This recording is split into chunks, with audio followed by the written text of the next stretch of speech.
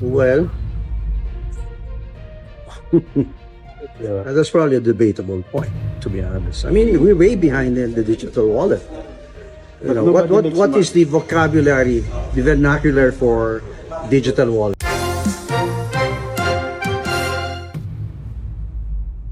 TV5 management nangangamba sa posibleng paglipat ng sumisikat at kontrobersyal na tambalang Bimby Aquino at Riza Medizon sa mga katunggaling network na Kapamilya at Kapuso Network, kasunod ng mga bali-balitang hindi pa rin nabibigyan ng opisyal na kontrata ng network ang dalawang kabataang bituin. Magandang araw at magandang gabi sa ating lahat ng mga minamahal at matatapat na taga-subaybay sa buong bansa. Isang napakainit, napakalaki, at tunay na nagliliyab na usapin ngayon ang gumugulo at nagpapakalampag sa buong mundo ng Philippine show business at telebisyon, kasunod ng isang matinding krisis na kasalukuyang kinahaharap ng pamunuan ng TV5 network. Batay sa ating mga nakalap na pinakabagong impormasyon mula sa mga napagkakatiwalaang lingid na pinagmulan sa loob mismo ng entertainment industry. Kasalukuyang namumuhay sa labis na pangamba, kawalan ng katiyakan, at matinding takot ang buong management ng kapatid network.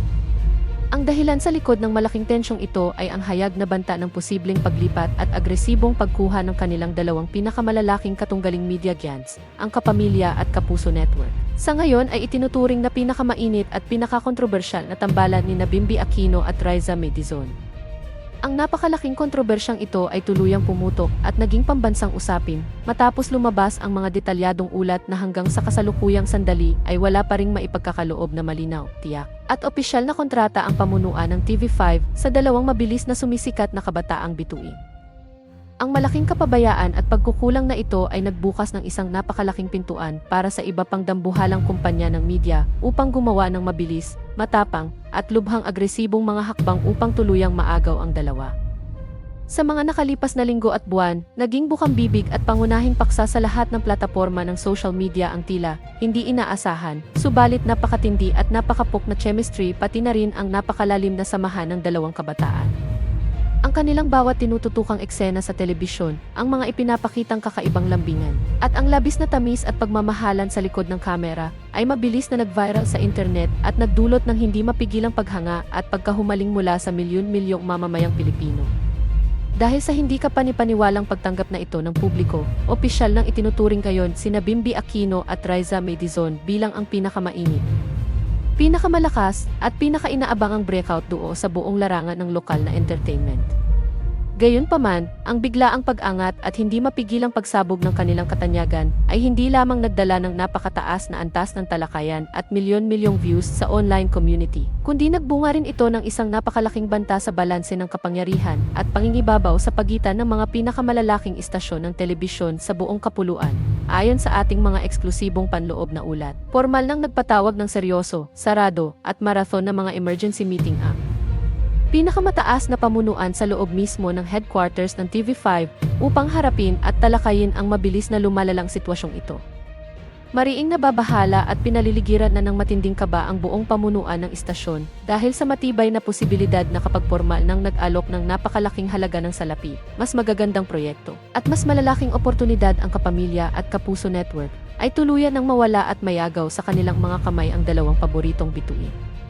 Malinaw sa lahat ng mga tagamasid na hindi lamang ito isang simpleng usapin ng ratings, viewership, o pansamantalang kasikatan sa telebisyon, kundi ito ay isang usapin ng matinding estratehiya sa negosyo at napakalaking pampanalaping epekto sa pangkalahatang kita ng buong network.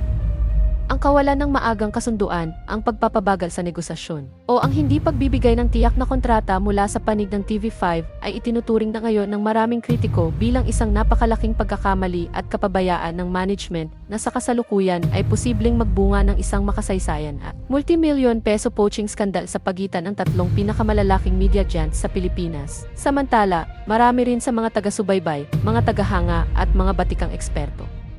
sa industriya ng showbiz ang formal nang nagtatanong kung mayroon pa bang sapat na kakayahan, sapat na pondo, at mabilis na hakbang ang TV5 network upang maipagtanggol at mapanatili ang dalawang aktres at aktor sa loob ng kanilang sariling bakuran. May mga lumalabas na matatapang na haka-haka mula sa mga insider na ang iba pang malalaking network ay nakahanda ng maglabas ng hindi sukat akalain at napakalaking halaga ng pera upang makuha lamang ang eksklusibong karapatan sa pamamahala at sa lahat ng susunod na proyekto ng tambalang Bimby at Riza. Ang ganitong uri ng agresibong poaching o pag-agaw ng mga talent ay hindi na bago sa kasaysayan ng Philippine showbiz. Ngunit ang bilis, ang tindi, at ang hindi may paliwanag na interes sa tambalang ito ay naging dahilan upang ito ay maging pinakamainit, pinakamalaki at pinakakontrobersyal na usapin sa kasalukuyang panahon. Sa kabila ng lahat ng mga naglalabasang matitinding balita at outsies, nananatiling lubhang tahimik at wala pa ring inilalabas na opisyal na pahayag ang mismong kampo at pamamahala ni Bimby Aquino at Riza Maedizon ukol sa kanilang totoong katayuan sa network at kung may mga formal na nga ba silang natanggap na higit na malalaking alok mula sa panig ng Kapamilya o Kapuso Network. Habang patuloy na tumitindi ang tensyon, ang haka-haka, at ang walang kapantay na pananabik ng buong sambayanang Pilipino, nananatiling nakatutok at nakatitig ang buong industriya ng entertainment sa mga magiging susunod na formal na hakbang ng TV5 Network. Ang napakalaking katanungan na naglalaro sa isipan ng marami sa kasalukuyan ay kung magagawa kaya ng management ng TV5 na basagin ang kanilang nakakabinging pananahimik at mabilis na maibigay ang nararapat, patas, at dambuhalang kontrata upang maipagtanggol ang kanilang mga pinakapopular na bituin, o masasaksihan ba ng buong bansa ang isang hindi malilimutan, makasaysayan, at lubhang kontrobersyal na paglipat ng tambalang Bimby at Riza sa kanilang mga pinakamatinding katunggaling network. Patuloy naming babantayan, susubaybayan, at iulat sa inyo ang bawat galaw, mga susunod na kaganapan, at ang mga lalabas na opisyal na pahayag mula sa lahat ng panig patungkol sa napakalaking isyong ito. Upang mas lalo nating maunawaan ang lalim ng usaping ito, kailangan nating balikan kung paano nga ba nagsimula ang kababalaghang ito sa industriya ng telebisyon. Bago pa man pumutok ang balita ukol sa kontrata, ang tambalang Bimby Aquino at Riza Maedizon ay itinuturing lamang ng marami bilang isang eksperimento o isang simpleng tambalan na ibinagsak sa publiko upang subukan ang reaksyon ng mga manonood. Gayunpaman, sa loob lamang ng napakaikling panahon, naipakita ng dalawa ang isang uri ng natural na alyansa at charisma na matagal nang hindi nakikita sa mga bagong tambalan sa kasalukuyang henerasyon. Ang bawat paglabas nila sa mga panggabing palabas at maging sa mga pang-umagang programa ay nagtala ng napakataas na rating na gumulat maging sa mga mismong executive ng TV5 Network.